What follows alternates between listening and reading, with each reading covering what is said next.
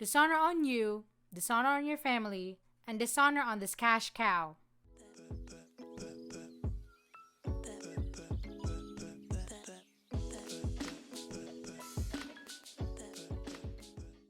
What is up, fellow fiction fanatics? How are you all doing?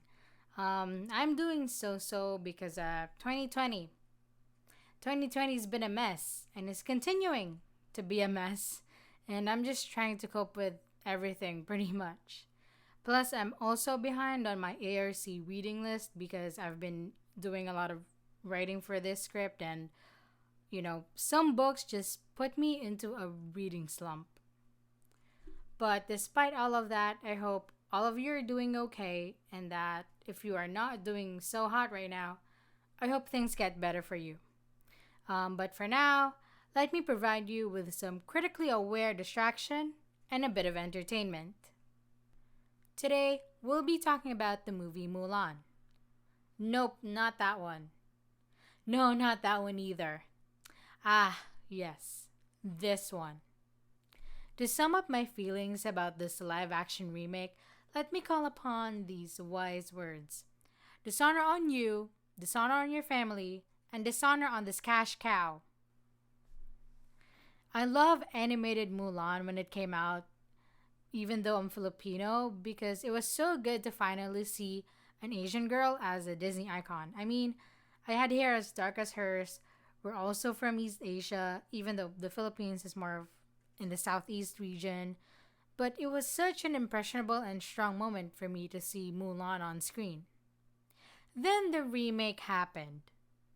There's so many things wrong with this live action remake, but just for the sake of balanced, constructive criticism, let's talk about what's good, what's bad, and what's downright ugly in Disney's live action 2020 remake of Mulan.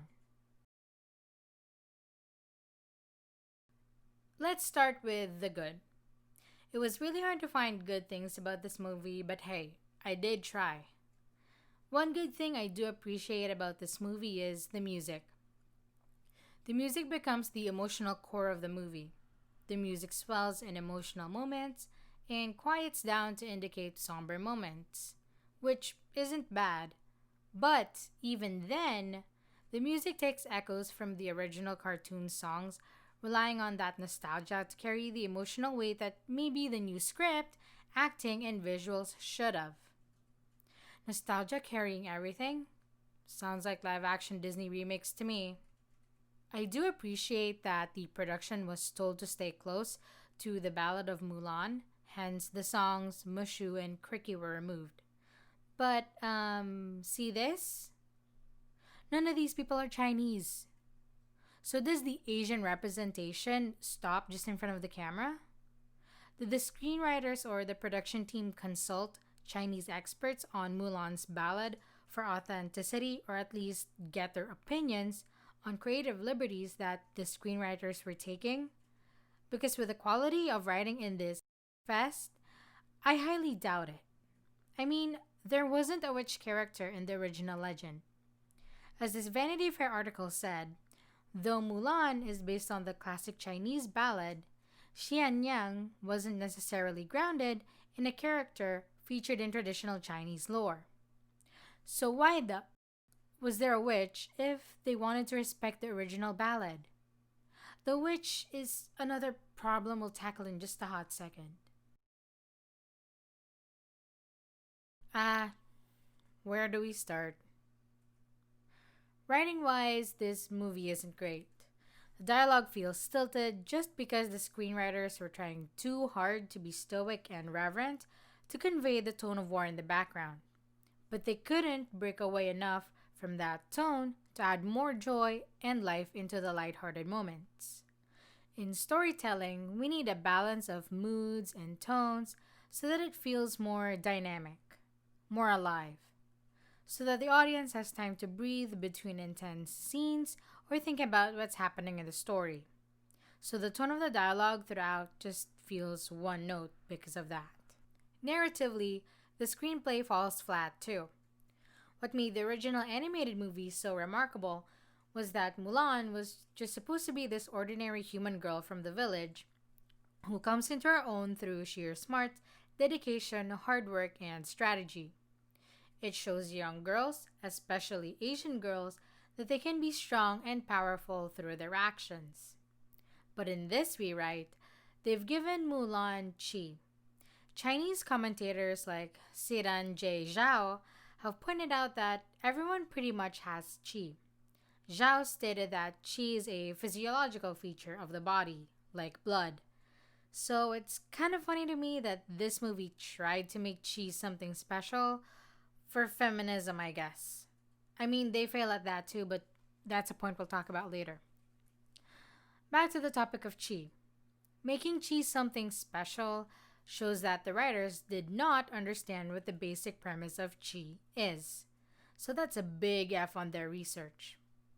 Having Mulan be naturally gifted with qi or special abilities sort of diminishes the point of the original movie, which is women are just as capable as men, or people of any other gender for that matter, if given training, bodily ability, and skill sets. Her chi marks her as special, and thus, the training sequences that were supposed to show that original Mulan was in over her head when she first joins the army now become scenes that show how remake Mulan has to hold back, because showing off her chi, especially as a woman with chi, will brand her as a witch and cast her out. To be fair, in the original ballad, Mulan was already a skilled or trained fighter when she first enlisted. How does chi make things worse, you ask? It makes things worse because now remake Mulan's abilities are chi dependent, and there could be a misinterpretation that her gender is the only thing special about her because the chi does the rest of the work. This remake could have just shown how Mulan was being trained since childhood, like in the ballad, which would have made the audience root for her now even more, because now the conflict becomes she's even more qualified to join the army if she wants to, because she's trained. So why is her gender a barrier to it? I guess the script was trying to be a comment on how real-life women's accomplishments through the skills they cultivated and work hard to get are diminished because they're conventionally attractive women. But the movie doesn't criticize that gendered aspect enough for me. And the way the script went about it was more of a we men are allies too sort of way instead of letting Mulan speak for herself. Way to silence a woman in her own movie. The movie also lacks nuance in discussing femininity. It doesn't demonstrate that men having femininity isn't a weakness. Which brings me to my next point. In the original, Mulan's three friends don drag to distract enemy soldiers and help her save the emperor. Some of it is played for laughs, sure, because drag, I guess, but it also shows that not every situation requires brute strength that toxic masculinity prioritizes. Also, the original shows Shang using his scarf and imitating Mulan's strategy of climbing the pole. This shows that Shang understands how he shouldn't have judged Mulan for her hiding her gender and that he's sorry for doing so. Shang using his scarf, a traditionally feminine item of clothing, shows that he's learning from her. He's learning that having femininity or having a feminine side isn't inherently bad as he was taught to believe by the patriarchal society around him.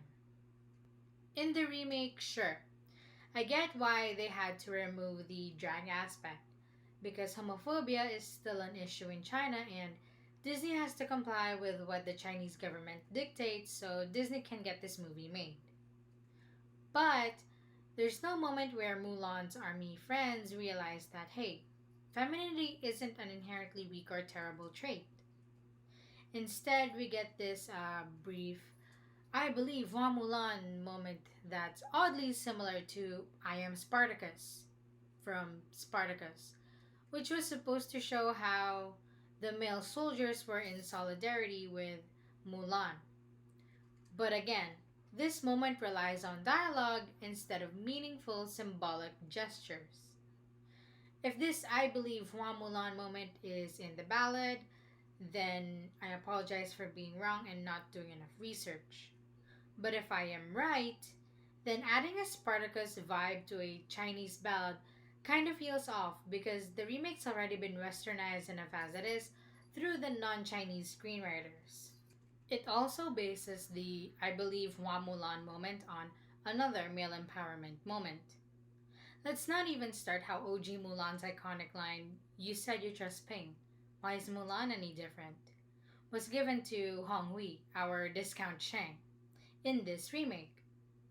Sure, that can show how male allies should stick up for women, but the intent of that line coming from a woman, the woman herself, is that it's her experiences that were being invalidated. Therefore, she should be given the opportunity to speak out for herself first, and male allies can then show their support after. Having Remake Mulan say that line, or at least that's what they should have done, also makes her more of an active, dynamic character. But the remake didn't even give her that. Remake Mulan thus loses her own agency in telling her own story. This CNN article even criticizes the use of Fa Zhou as the narrator of Mulan's story, saying, "The story is narrated by Mulan's father, played by ubiquitous Chinese American actor Zi Ma, giving it a sort of girl dad vibe. By removing Mulan's agency in the telling of her own story, Caro gives us a character stuck in the patriarchal system she is born into, rather than the empowered character Caro imagines Mulan to be." I saw that there were supposed to be light, joking moments, especially in the tea ceremony matchmaking scene. That scene in particular didn't work because it only served to show how amazing Mulan is with the skills her chi gives her. I guess her sister being so afraid of spiders was supposed to be funny, but her sister's reactions were so small that the humor of it didn't come through. And that's only a small symptom of the bigger issue of the remake being one note. It's not just in the script, but it seems like it's in the direction also. Like, I've seen Gong Li's range in so many movies. I've seen Jet Li be solemn in some movies and funny in others. So, where's the range in this movie? The jokes just fell flat too, because I think the movie was confused on what tone it should have or how to go about funny moments when they're supposedly doing a respectful or close to accurate remake of the ballad. It's just one note throughout, so when we get to the really serious moments, like discovering the massacre the Rorans did, the heavy effect of that moment is gone because the direction and script just can't distinguish between moods, and they didn't set up light moments to balance the whole scene out. So there wasn't a light joking moment before the Roran massacre, or there wasn't enough humor in the light moment so that when we're actually getting to the heavy stuff, it's shocking. Not, I don't mean shock value, but shocking in a sense that the mood and the tone are contrasted. So there's not enough balance, there's not enough contrast, is what I'm saying.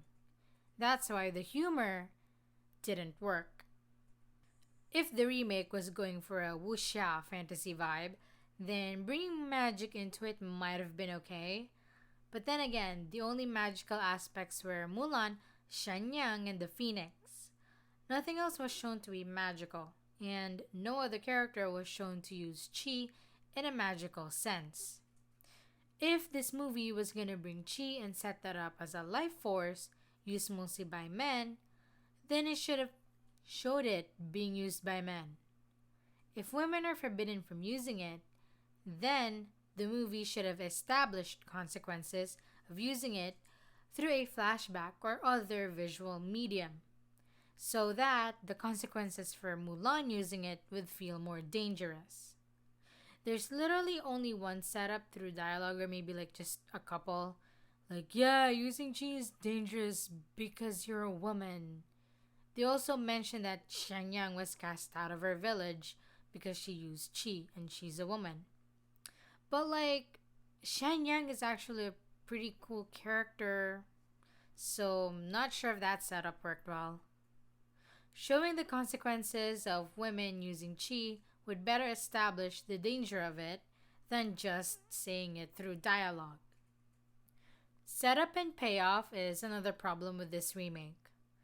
There's an expectation that the payoff of the original movie's beats would have the same grand emotional effect in this remake. But due to all the problems that I just mentioned, and the fact that the visual medium is literally wasted since the characters just convey every single piece of important information through dialogue, the setup isn't symbolic or sensible or powerful enough to support the kind of emotional payoff that the remake was expecting with every scene that it presents. The characters also fell flat on a writing basis because only Mulan has a solid arc and has her wants and needs showed and fulfilled. Wants and needs are vital because they give the audience something to remember characters by and something the audience can possibly relate to. What was good in the original was that the characters at least had their moments in the spotlight that showed their wants, needs, and developments. One of my complaints for this remake is Discount Shang has no memorable wants or needs. At least Shang in the original wanted to get down to business to defeat the Huns and make his father proud. I don't even know what Discount Shang wants here. For a potential low-key love interest, Discount Shang was less memorable than Prince Florian. No discredit to the actor though, he was great, he did what he could with the script and the direction he was given. I am criticizing the way the character was written, not the actor. No hate to him, he tried his best. My biggest problem about the characters though is Gong Li's witch character, Xiangyang. Aesthetically, she looks amazing. I mean, it's Gong Li, she's gorgeous. But substantially, Xiangyang is like cotton candy. Aesthetically pleasing, but all fluff. We're told of her very brief backstory, that because Xiangyang has been discovered using qi, she was cast out from her village. The screenwriters, I guess, were trying to establish a foil-like relationship with Mulan and Xiangyang, where both of these powerful women are demonized because they're using inherently given abilities. But, the difference is one uses hers for good and fighting for freedom, and the other uses her abilities for bad and invasions. Sounds good on paper, right? But this atrocity of a remake also fails to execute this foil concept. 1. It doesn't establish Xiangyang's backstory enough for the audience to care about her. 2. She doesn't have that much of a connection to Mulan. If there's anything I've learned from years of creative writing and a screenwriting course at university, it's that character connections are important if you want more dynamics in your story. So having this random witch just come into the story and do absolutely nothing is not female empowerment, nor is it a foil to Mulan, who happens to be the central character who, at least does some things. If the movie wanted a foil for Mulan, why have this witch be a random one? What if this witch is also fulfilling her familial duty because she's Bori Khan's daughter? Make Bori Khan older so that the ages make sense. And then doing all of that would add dramatic and symbolic conflict throughout the story. So when Xiangyang confronts Mulan later on, her statement of being free and not having to hide her womanhood to use qi is actually tempting for Mulan. And then these two women become true foils to each other. Lastly, Xiangyang still being under the control of Bori Khan doesn't scream female empowerment to me. I mean, why the is this all-powerful witch under the control of a measly mortal man who she can just kill with one blow? It doesn't make any sense. I mean, of course, that could be a comment on how powerful women suffer under toxic patriarchy, but Xiangyang breaks out too late for that commentary to matter, and she really doesn't do much to oust Bori Khan.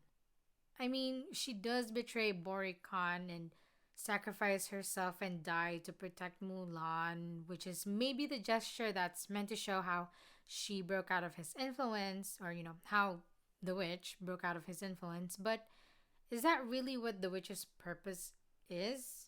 Because that's cliche. Shenyang could have really done more than just die.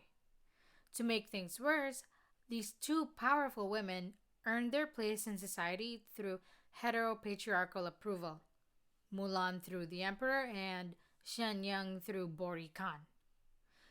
And this heteropatriarchal approval is what feminism is trying to critique, or part of it at least, that women and people of all genders don't need or shouldn't need the approval of one gender to be respected as a human being. You wanted female empowerment and symbolism? Have Shenyang transform into the phoenix and hand Mulan a new sword while Mulan was fighting Bori Khan. Then have Shenyang guide the army to safe passage or something of value. P.S. Remake Mulan's actions don't do much. Sure, the emperor offers her a position in the Imperial Guard, but let's remember that in the original, the emperor offers her a place at the council. The council is where political reform starts. Let's remember that. And, a New Bloom article also is critical of that aspect, and you can find it in the link below, which I agree with that article. For the attempted feminism in the remake to be impactful, a change in the system was needed to be shown, but there wasn't. Lastly, the wuxia vibes this movie was trying to do did not feel spectacular at all. I mean, to be fair, Nikki Caro isn't a wuxia filmmaker or, Chinese for that matter, but couldn't Disney have hired wuxia choreographers and cinematographers to help Caro out? Or, just hire a wuxia or Chinese filmmaker to make Mulan in the first place? I mean, compare this half-assed looking scene from Mulan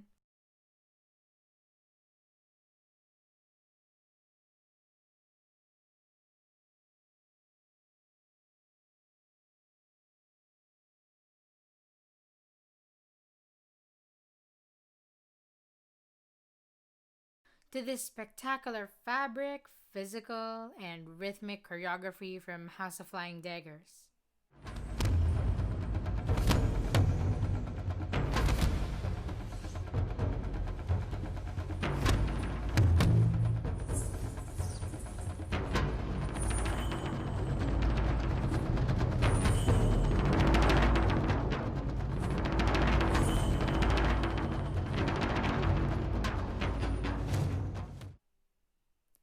Why didn't Disney just hire or consult with wuxia experts to make the movie? I don't know. There's no good rhythm or narrative in the fight, which those two elements are really key to wuxia fighting. It just feels like the point of fighting in Mulan is to get from one move to the next. It's sad that the production traded the songs for lackluster fight scenes. I mean, we're really out here paying $30 for this bullcrap. There's so many problems during the production of this movie, and I'm not entirely equipped with enough knowledge to write about all of them. And as you may recall, I am not Chinese, I'm Filipino, so I'll refer you to a couple of Chinese content creators that are way more qualified than I am to talk about these issues. I'll post their links down below in this video and in the description. So please check out their videos if you want to learn more about the problems that Mulan has. One of the questionable things in this movie is that the remake is being criticized as being revisionist towards a political agenda that reinforces Chinese state-driven narratives. In this CNN article by East Asian history professor Kelly Hammond, she states that in the movie, when the Chinese emperor calls for his troops to defend the Silk Road from the Rouran invaders, he is laying claims to territories that were far beyond China's territorial control until the 18th century. The literal translation of Xinjiang is the New Territories because the region was only brought under Beijing's control by the Manchu Qing dynasty and was not made a province until 1884.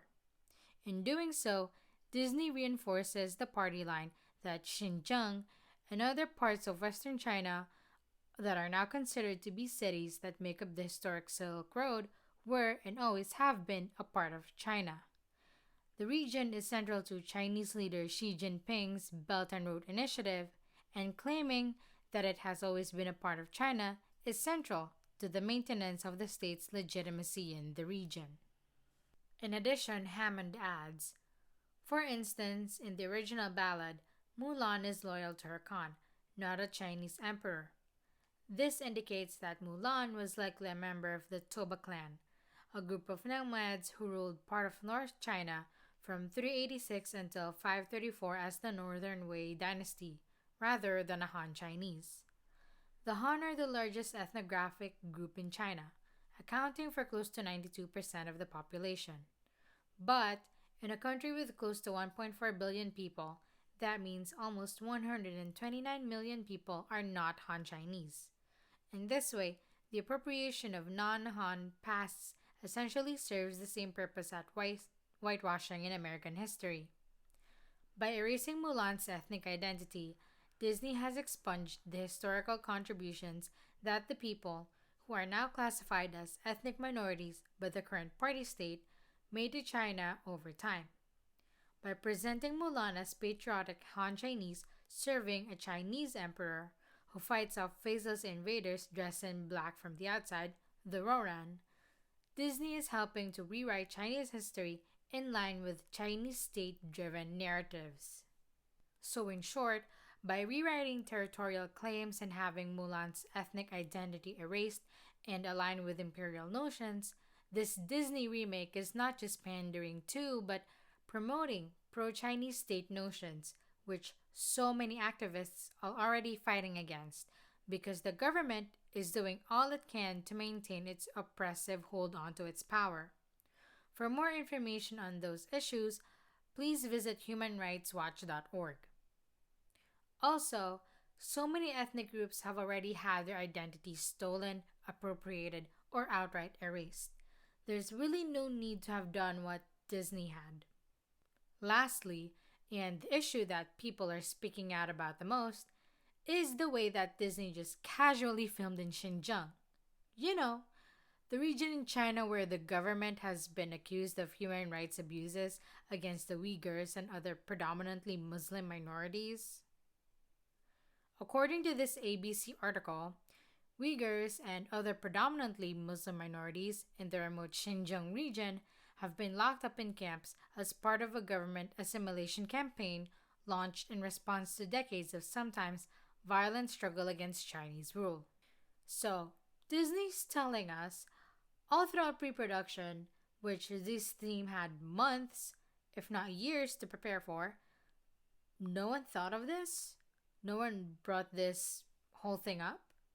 At best, the location scout didn't have a researcher tell them, hey, maybe let's not film in a province that has a concentration camp where millions of Uighur Muslims are being tortured.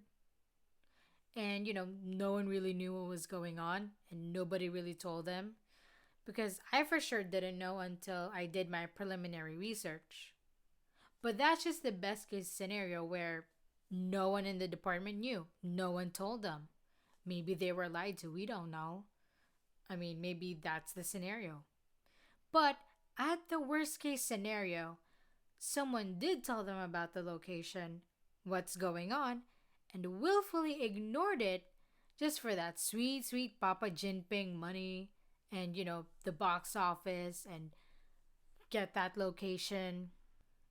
All of that is bad because Disney's decision to go ahead with filming heavily implies that, yes, they prioritize the Chinese consumer market over ethics and human rights. But that is the worst case scenario. I'm hoping for the best that they were truly not informed of what was going on. But It really is questionable. I really hope it's not the worst case scenario for Disney's sake. I mean, it may be a little hypocritical of me to critique Disney when I'm sitting here with a Mulan pop vinyl, but to be fair, I bought this way before this all happened. But also, even if not everyone can or will boycott Disney, we can still try to make our criticisms known in a public way. It shows that, yes, we are consumers, but we'd really like to not have people's rights being violated while our entertainment is being made. Thank you very much. If you want to know more about the Uyghur situation in China or find ways to help through petitions and donations, please follow this link down below. And this will also be in the description for easier access. If you've made it all the way through the end of this video, thank you so much for watching, and I hope you've learned a lot of new things today. Till the next video, I've been Fiction Fixer, fixing fiction for you.